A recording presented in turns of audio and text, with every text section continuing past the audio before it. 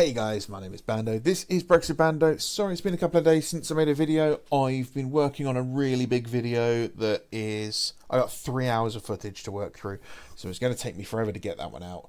Don't worry, I'm not going to drop a 3-hour video on you. I'll probably do it as a two-parter. One part will have all the information, the other part will be the long 3-hour version. But we've got Sunday's preview, all the pre-orders that will be coming out Saturday this week. And I thought I'd go through them and just sort of see what I think of them. So first up, General Hans von Lauenheck. A mercenary by circumstance rather than by choice, General von Lauenheck is one of the most trusted generals in the fragmented empire, a man who fights to unite as much as anything else. He is a man with a very large hat and lots of very large feathers.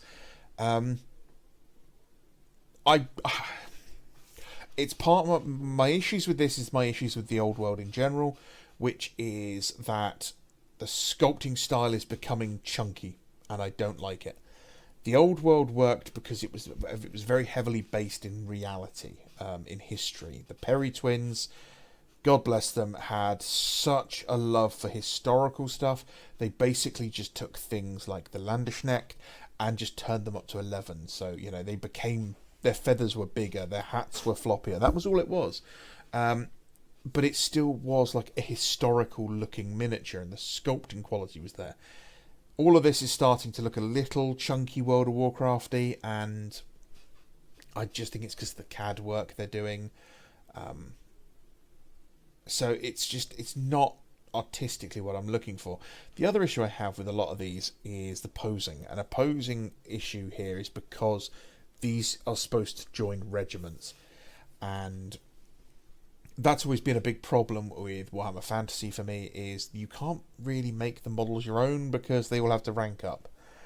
And yeah, that was always a bit annoying. So yeah, good model otherwise, but just a bit boring pose, and you know, the sculpting's a bit chunky.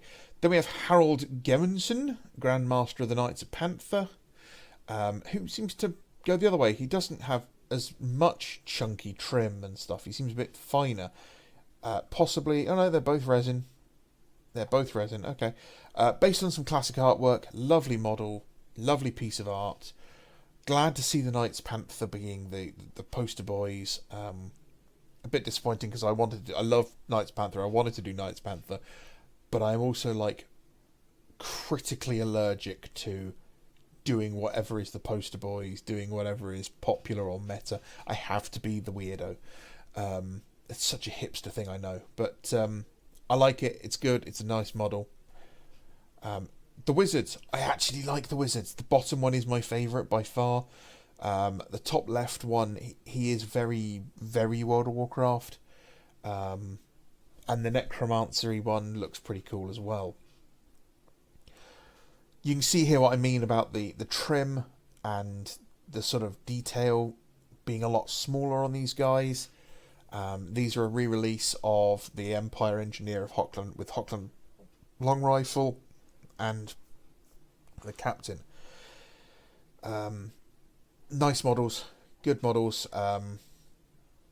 It was definitely when they started to go towards more cartoony stuff, though, this era. Then we have the wonderful Empire State Troops, Great Swords and Flagellants. I do love the Great Swords. They are lovely models.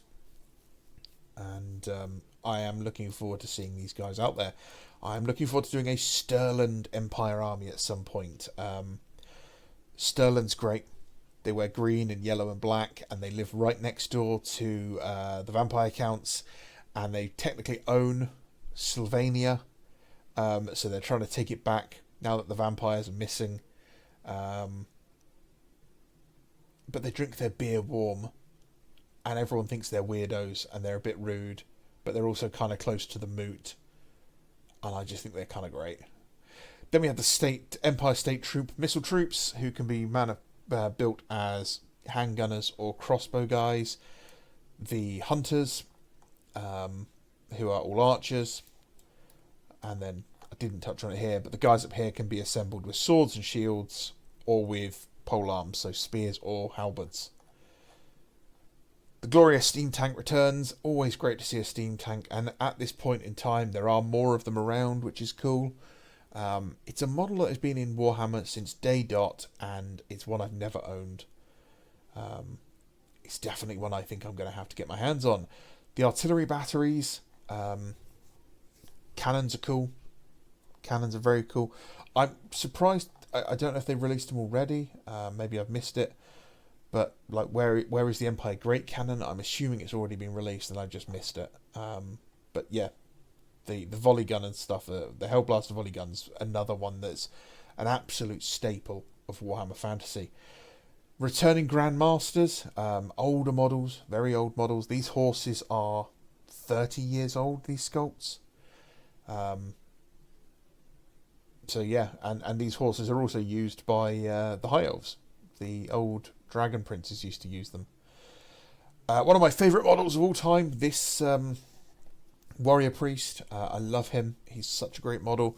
I actually used him as a standard bearer in my Vampire Count's army with a very big banner. Some lovely, lovely Warrior Priests, and also the Priests of Ulfric, which is good to see. The Witch Hunter, and a new model, Sir Cecil Gaston, the Worm Slayer. Bretonnian's art style is definitely shifting. I don't know if it's for the better. It is quite cartoony. All my complaints about the first guy are kind of here as well, unfortunately. And it's a problem because I love knights. As a kid, I was autistically mad about knights and castles. So yeah, if I do a Bretonnian army, I'm going to have to go hard on that one. Burlock Daminson, a new engineer for the dwarfs, and you know, another Forge-World model. Nothing that interests me about this. Wouldn't be one I get. If you guys like it, that's fine. Just doesn't do it for me at all. Friedel the Chainmaker, again, I like the pose, but I'm kind of getting bored of, you know, it's bad to say, but I am getting bored of lady miniatures in Chaos. You know, give me great big hulking, scary, you know, male Chaos warriors. I think that's you know, their kind of thing. Their wheelhouse is that big hulking monster, and this is just feels off to me. Would be nice to know if she comes with a helmeted head though. This is an interesting one. Galrauch the Great Drake, a Chaos Dragon that is literally splitting in half. But it's very weird that they've gone for the metal version, and he's in metal again. It's not like he's in Forge-World resin, which means this is going to be an absolute pig to build. But Forge-World did a version of this that is much, much, much better. And I don't know why they didn't re-release that one, because it's considerably nicer than this one. Have a quick Google, Galrauch the Great Drake Forge-World, and just see how cool a model that is. It's one of the best dragons GW's ever done, or Forge-World's ever done. Then we have some Heresy stuff. We have the second Dorito Dreadnought, the Boreas pattern with the Volkite and las cannons, and they're also selling the weapons separately, which is good. I am very tempted. I may just buy the weapons set though, as I have one of these sat around, not built yet. The Arvus Lighter, we know this is going to cost somewhere between a Predator and a Sikaran, so probably about 45-ish pounds, 44 pounds maybe. It's €62.50 in the leaked price list that has come from some European retailers. The Malkadorian Furnace and Valdor Tank Hunter are joining us in plastic.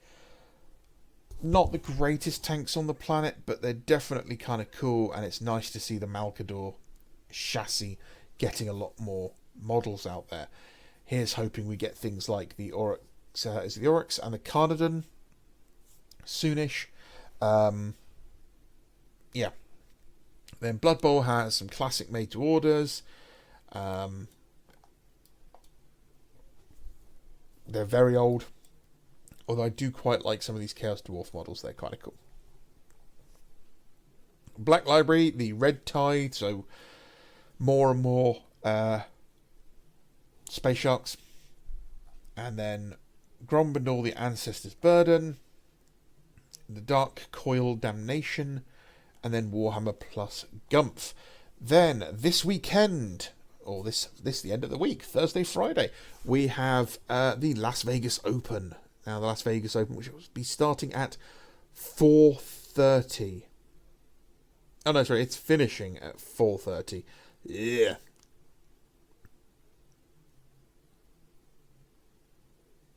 Okay, hang on. Oh, misread these. I thought these were all doing much later. Oh, that's good.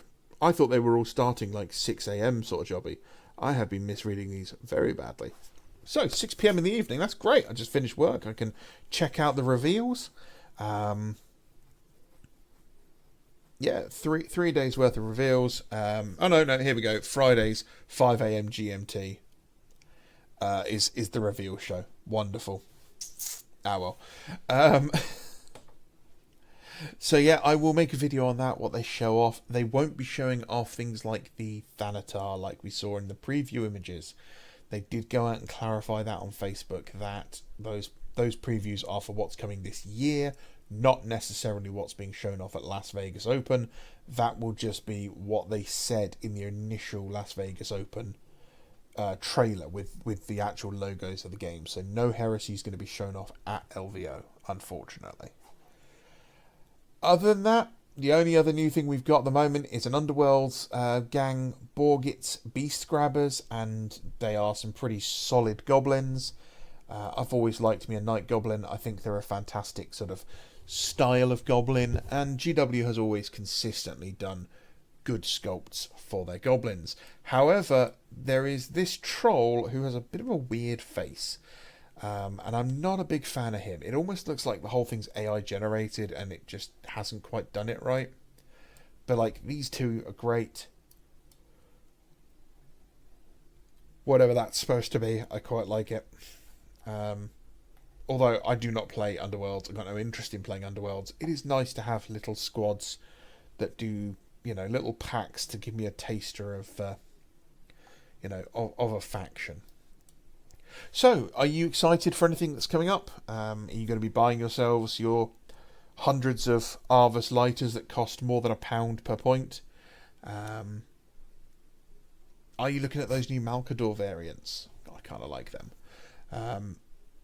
Drop a comment down below. Let me know what you think. And if you're a new subscriber, as always, thank you very much for sticking around. This is just a boring video. I'm sure there'll be more drama soon. Thanks, guys. Have a great day and enjoy the rest of your week. Bye-bye.